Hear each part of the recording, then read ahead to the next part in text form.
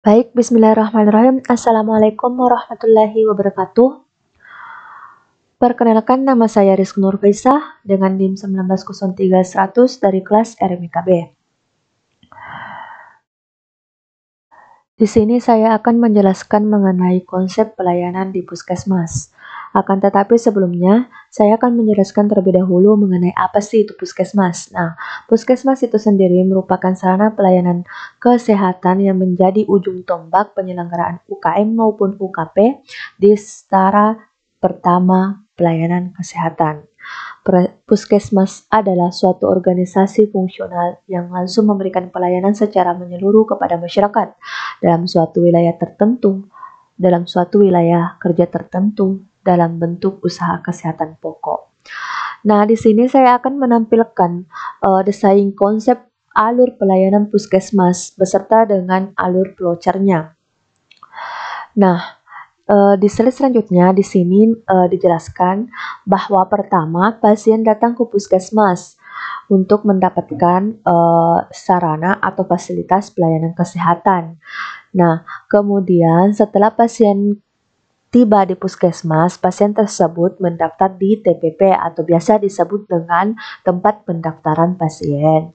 Nah, selanjutnya setelah itu, pasien akan diberikan nomor antrian dan pasien menunggu petugas memanggil sesuai dengan nomor antrian yang telah didapatkan oleh si pasien itu sendiri.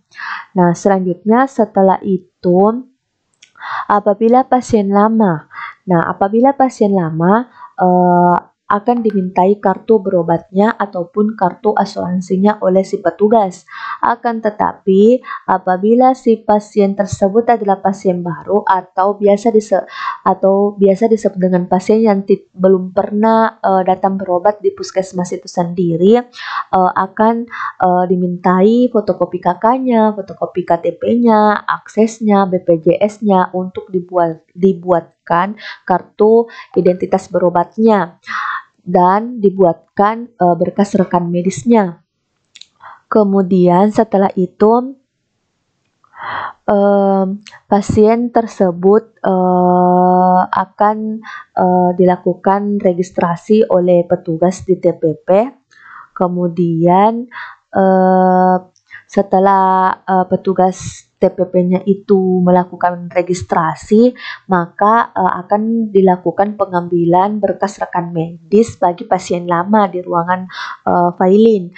Kalau pasien baru itu berkas rekan medisnya dibuatkan. Nah, setelah itu diantarkan ke poli. Selanjutnya, setelah itu pasien akan diarahkan ke ruangan pemeriksaan oleh si petugas puskesmas. Kemudian sebelum si pasien ini masuk ke poli, maka si pasien tersebut harus menunggu nomor antriannya sampai dipanggil. Nah, setelah itu, setelah si pasien itu dipanggil, dokter akan melakukan pemeriksaan terhadap si pasien.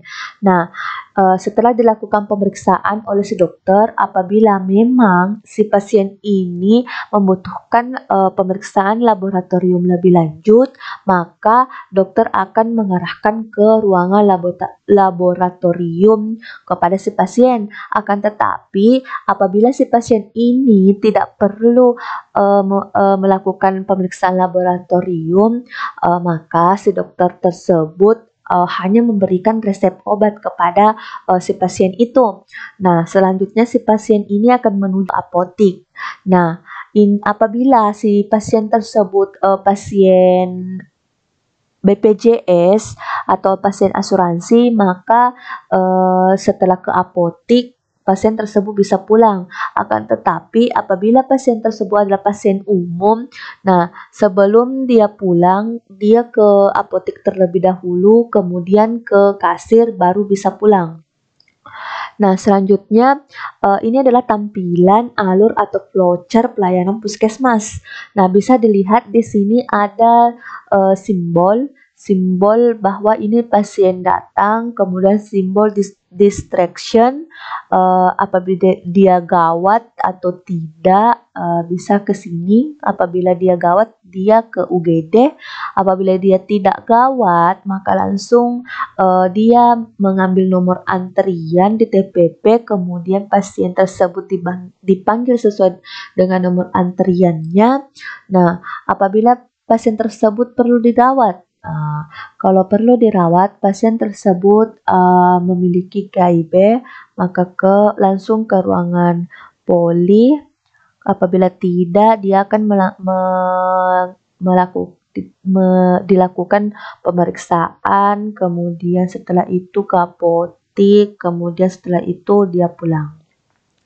Nah, mungkin seperti itu yang bisa saya sampaikan. Semoga bermanfaat, dan mohon maaf.